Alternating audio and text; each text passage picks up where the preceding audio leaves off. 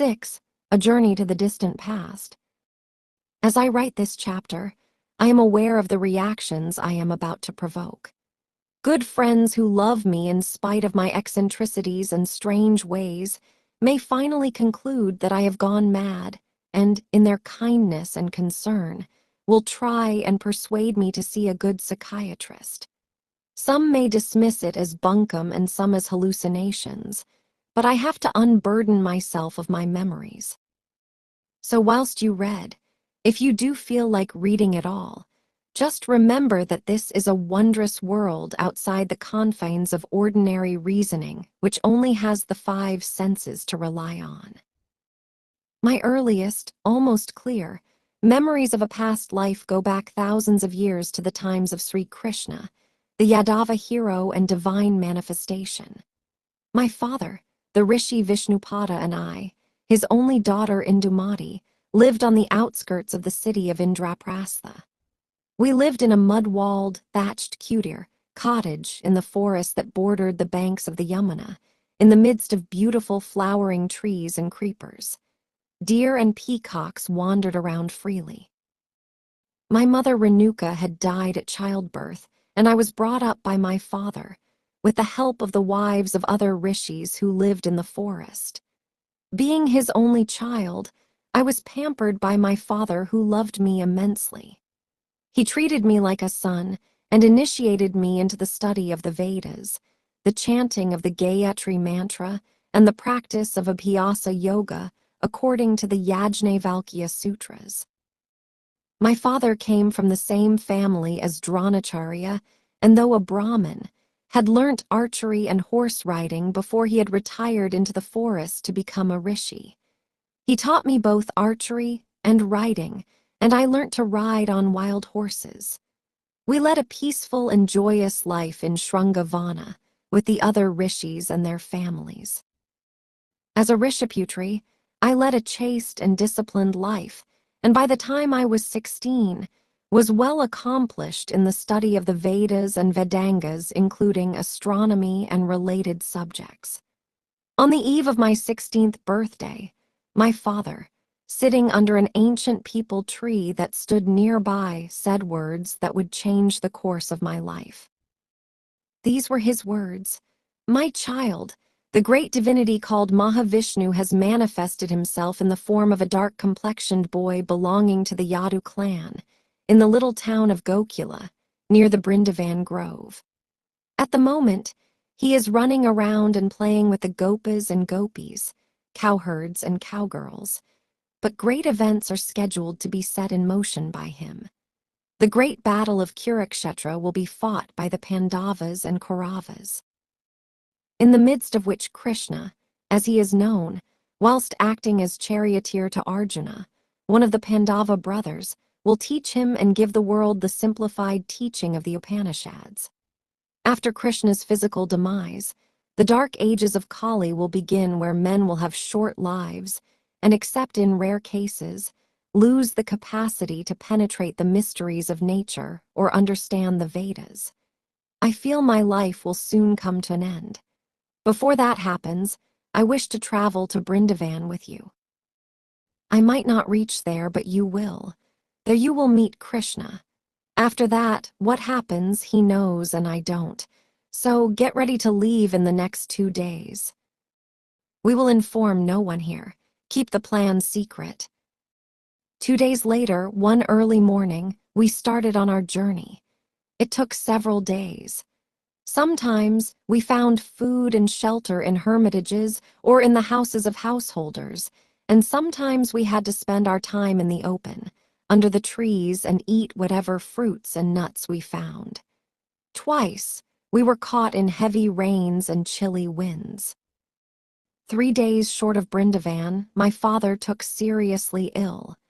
"Indu," he said to me, "I don't think I have the good fortune of seeing the physical manifestation of Narayana this time. You will see him. I am weak and will not recover from this illness. Help me go to the Yamuna. I shall let her take my body wherever she wishes. Proceed to Brindavan and look for a cowherd called Ganashila. He is my disciple. He and his wife Chandrika will look after you. It is time to go. Take me to the river." With great difficulty, I carried him to the river. With a lot of effort, he let himself into the waters, shut off his breathing with Ketchari, chanted Om mentally with his sight fixed on the center between the eyebrows, and gave up his soul. His body was taken away by the river Yamuna. I had lost everything now. My father, who was all that I had, was no more. Being a Rishiputri, I soon shed my grief and walked towards Brindavan. There, I inquired and located the house of Gunashila and Chandrika. They wept when they heard of the passing away of my father and adopted me as their own, for they were childless. After many days, one evening, I told Chandrika, "My father said to me that the Divine One has manifested himself as a young and handsome, dark-complexioned boy called Krishna in these parts. Have you seen him? Tell me about him." "You think I can see him?" Chandrika put her finger to her lips. "Shhh, Guna doesn't know, but I am in love with him." Her face was beaming with coyness and ecstasy. "Everyone knows him here. My husband thinks he is the divine Narayana, but we the Gopikas know nothing about that. He is so lovely. He steals butter, plays pranks on us by taking away our clothes when we go for a bath in the river, asking us to come out naked and take them from him. If he is divine, I think he is the incarnation of Kamadva. Oh, my hair is standing on end." I reprimanded her. "I think, from what you say, that you are talking about someone else. Can't be the one my father talked about, though the description of his complexion and features fit. Wait till I see him, if I can. He can't lure innocent, married women like this. I am a Rishiputri, and no one can make me desire a man. I have full control over my senses. If I ever meet him, I am going to give him a few lessons on morality. Krishna or no Krishna, this is not done. No wonder you Gopikas wear such heavy makeup and deck yourself with jasmine flowers. This fellow has your minds under his control through some black magic, Krishnajal. I thought I was going to meet the great Lord, but then my father can't be wrong." Chandrika burst into peals of laughter. "You lovely child," she said. "Wait till you hear the melody of his flute on a full moon night. Wait, my dear." "We will see," I said, and proceeded for my daily meditation. Many days after this conversation, I confined myself to staying indoors, helping Chandrika with the household chores and concentrating on the study of ancient texts, some of which I had carried with me. I learnt to churn butter expertly, milk the cows, and cook. One late night, I was sitting alone in the inner courtyard, which had no roof, and ruminating on the stories about this Krishna I was hearing almost every day from the gopis. I looked up and saw the full moon in all its naked glory, partly covered by a thin raiment of silvery white clouds. Then I heard it. It came from a distance and slowly advanced towards me, the sweet melody of someone playing the flute. So beautiful was the music that I stood up and was rooted to the spot like a snake in front of a snake charmer. I caught myself swaying. A compelling desire to see the player and stand before him took hold of my heart. My hair stood on end and I was lost in ecstasy. The trance was abruptly broken by the door of Guna's bedroom opening. Chandrika stood all decked up with jasmine flowers in her hair and black coal in her eyes. Her silver anklets jingled as she ran out of the house. Her eyes had the glazed expression of a sleepwalker, and she hardly noticed me standing right in front of her. "Krishna," she muttered to herself and was gone. I shook myself free from the temptation to follow her. After all, I was a Rishiputri. Self-control was second nature. I looked into Guna's bedroom. He was fast asleep, as if drugged. I went back to my room and sat in Padmasana. I meditated on my heart center, and wonder of wonders, the music came from my heart. A tiny bluish-black figure danced in the core of my consciousness. For a long time, I enjoyed it and then fell asleep. Days passed and I still resisted. One evening at dusk, I walked up to the river to get some water. Whilst filling my water pot, I sensed someone standing behind me. I turned and saw him, a handsome, dark-complexioned adolescent boy. His smile was the most beautiful one I have ever seen.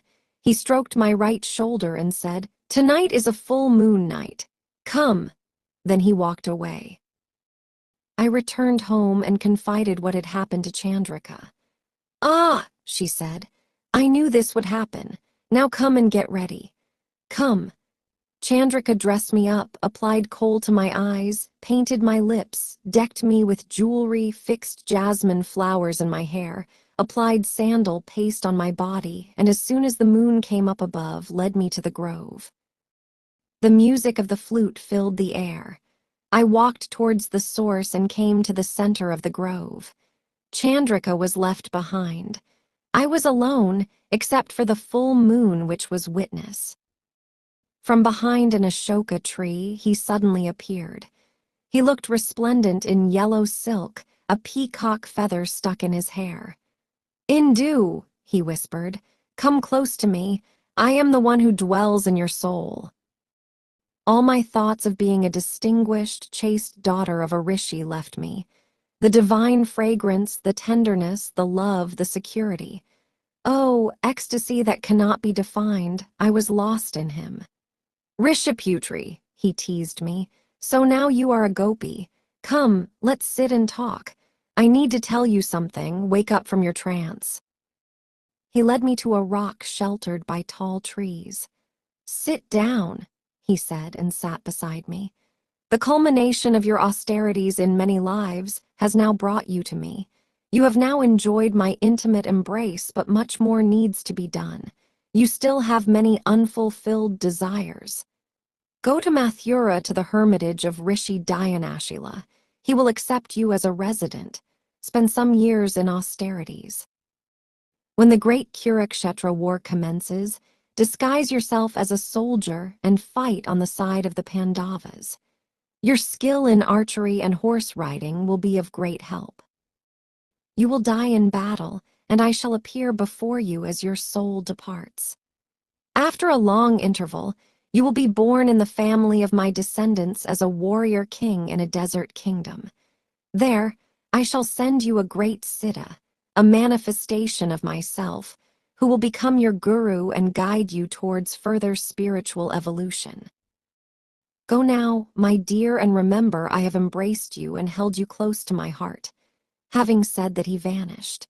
The next day, I bid farewell to Guna and Chandri and went to Mathura. The Rishi Dyanashila welcomed me to his hermitage. There I lived, studying the science of Shakti Chalan or activating the pranic energies. When the Kurukshetra war broke out, I joined the forces of the Pandavas disguised as a man. I was an excellent archer, trained as I was by my father, and many a strong Kaurava warrior fell to my powerful arrows. Finally, an arrow from Ashwatthama's bow felled me. As I lay dying, Krishna came to me as promised, held my right hand with his left, and laid his right hand on my forehead. I gave up my soul in peace looking at his loving eyes. After several thousand years of earth time, after having reaped the benefits of my good karma in several realms, I was reborn as a Yadava chief in the deserts of Rajasthan amongst the shifting sand dunes and howling winds. The land had not yet acquired the name. It is now called Jaisalmer. That is another story and a very significant one, for my first contact with Sri Guru Babaji was established there. He was the great siddha mentioned by Sri Krishna. You have reached the end of the document.